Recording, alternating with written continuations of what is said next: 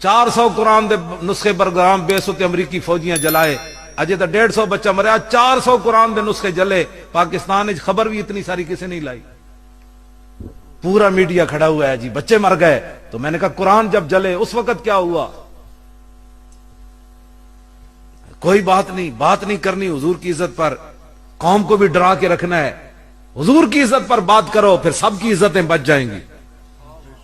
ہاں جی، پھر عزتیں پھر بچیں گی سب کی، باقی کسی کی کوئی عزت نہیں بچنی۔ پہلے ادھر بات کرو، انہیں جانا انہیں مانا، نہ رکھا غیر سے کام، للہ الحمد میں دنیا سے مسلمان گیا۔ ممتاز قادری نو اندر دے کے تو کیڑے اسلام دی خدمت کی تھی، آج رو رہے ہو؟ یہ اسلام ہے؟ یہ مولوی دہشت گرد ہے۔ میں کہا خبردار ہے کوئی لفظ کہے، مولوی دہشت گرد نہیں، دہشت گردوں نے داڑیاں رکھ لی۔ ہاں یہ خیال، دو فرق کرو، ہم اتنے لاوارث نہیں ہیں کہ ہمیں کوئی دہشت گرد کہہ کے نکل جائے۔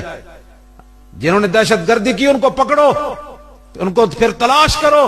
دہشت گردوں نے داڑیاں رکھی، تاریخ اسلام میں آج تک کوئی مولوی دہشت گرد پیدا نہیں ہوا۔ جو اٹھتا ہے کوئی داڑھی کے خلاف باتیں کرتا ہے، کوئی مولویوں کے خلاف باتیں کرتا ہے، پکڑو جنہوں نے کی ہیں۔ لیکن کسی کو حق ہم یہ نہیں دے سکتے کہ اس بہانے وہ کہے جی پاکستان کا نام بدل دو، عوامی جمہوریہ رکھ دو۔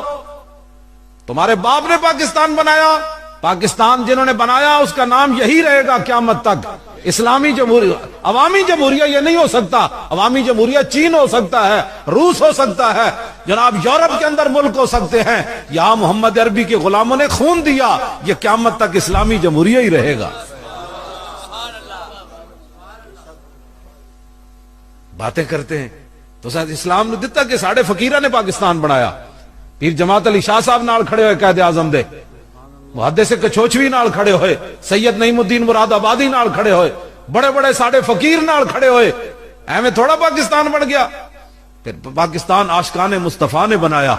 قائد اعظم محمد علی جناح ایک غازی علم الدین کا مقدمہ لڑنے کے لیے 14 جولائی 1929 بمبئی سے چل کر لاہور آئے۔ اقبال نے بلایا، انہیں کہا عاشق رسول کا مقدمہ لڑو۔ آج کہتے ہیں ممتاز قادری نے قانون کو ہاتھ میں لے لیا، تو میں نے کہا پھر قائد اعظم کو چاہیے تھا کہ اقبال کو کہہ دیتے اس لڑکے نے تو قانون کو ہاتھ میں لیا ہے، میں اس کا مقدمہ نہیں لڑتا۔ علم الدین کدے کو پوچھ کے ماریا؟ اقبال کو پوچھا، دیدار علی شاہ کو پوچھا، مولوی ظفر علی خان کو پوچھا، پیر میر علی شاہ صاحب بھی زندہ سن، انہوں کو جا کے پوچھا۔ کس کو پوچھا؟ مولانا حامد رضا بھی زندہ سن، بڑے بڑے لوگ زندہ سن، کسی کو نہیں پوچھا۔ جا کے راجپال نے جناب دکانوں تے خنجر نال ذبح کر دیتا۔ بعد وچ قائد اعظم مقدمہ لڑنے کے لیے آئے، عدالت میں پیش ہو گئے، جج آئیں بائیں شائیں کرن لگا۔ قائد اعظم محمد علی جناح جوش میں آ گئے، فرمایا ججا تینوں پتہ ہی نہیں حضور دی امت نو حضور نال پیار کتنا ہے، چمڑے تم کیا سمجھتے ہو بھئی وارث ہی کوئی نہیں رہے، جو مرضی بکواس کرتا رہے، جو مرضی پوچھنے والا ہی کوئی نہیں۔ اپنے منہ سنبھالیں سارے، جنہوں نے دہشت گردی کیا ان کو پکڑو۔ اس کی آڑ میں ہم داڑھی کی توہین نہیں سن سکتے، داڑھیوں والے ایسے ہوتے ہیں، اس کی زبان کاٹ دیں گے جو داڑھی پر بات کرے گا۔ جنہوں نے بات کیا ان کو پکڑو، ان کو ذبح کرو، ہمیں کوئی اعتراض ہے ان پر، لیکن اس بہانے کوئی داڑھی کی بات کرے اسلام کی خلاف، یہ اسلام ہمیں درس دیتا ہے۔ میں نے کہا تمہیں کس نے کہا یہ اسلام ہمیں درس دیتا ہے؟ مجھے دے بخاری شریف۔ یہ خبیب بن عدی صحابی رسول مکے کے اندر قید ہیں، آپ پر جو ہے وہ تاریخی ظلم ہوا، ٹک ٹکی پر باندھ کر کافروں نے بچے بھی بلا لیے، عورتیں بھی بلا لی، مرد بھی بلا لیے پورے مکے کے ارد گرد کے۔ انہوں نے کہا حضور کا غلام ہمارے قابو آ گیا، اب آؤ تمہارے بدر و احد میں جو بندے مارے گئے اس ایک سے بدلہ لو۔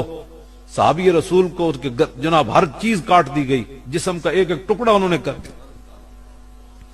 پھانسی دینے سے پہلے آپ جب قید تھے، بخاری شریف میں موجود ہے، آپ کے ہاتھ میں استرا ہے، ایک بچہ کھیلتے کھیلتے جا کر آپ کی گود میں جا کر بیٹھ گیا۔ اب وہ تو قید تھے، مشرکین نے ان کو پھانسی لگانی تھی۔ اب جب انہوں نے دیکھا کہ بچہ گود پر بیٹھا ہے، ہاتھ میں استرا ہے، وہ سارے چیخ اٹھے، انہوں نے کہا کہ یہ تو اب بچے کو یا ذبح کر دے گا، اپنی جان چھڑا لے گا، یا بچے کو مار دے گا، بھئی میں نے تو مرنا ہے۔ بچہ گود میں بیٹھا ہے، ہاتھ میں استرا ہے۔ جب لوگوں نے چیخیں مارنی شروع کر دی، خبیب بن عدی نے فرمایا تمہیں کیا ہو گیا؟ نے کہا جی ہم تو اپنے بچے سے ڈر رہے ہیں کہ آپ اس کو کہیں قتل نہ کر دیں، ہم نے تو آپ کو پھانسی لگانی۔ آپ نے فرمایا پاگل ہو، ہمارے آقا و مولا نے ہمیں ایسی تعلیم نہیں دی، کیا کر رہے ہو تم؟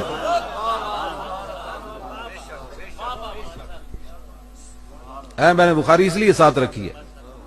اور آپ نے تختہ دار کے اوپر ترانہ پڑھا, جو بخاری کے اندر بھی کچھ شعر موجود ہیں, سیرت کی کتابیں بھری پڑی ہیں.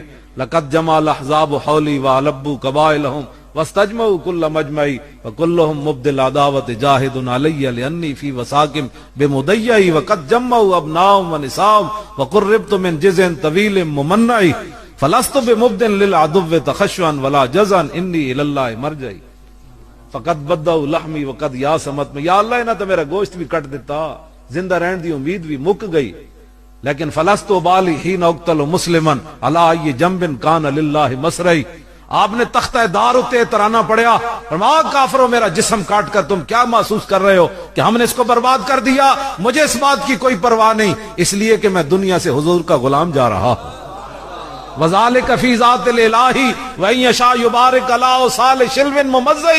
تم نے میرا جسم کاٹ دیا, لیکن یاد رکھنا جس رب کے راستے پہ میں جان دے رہا ہوں وہ قادر ہے کہ میرے کٹے ہوئے جسم کو پھر جوڑ دے گا.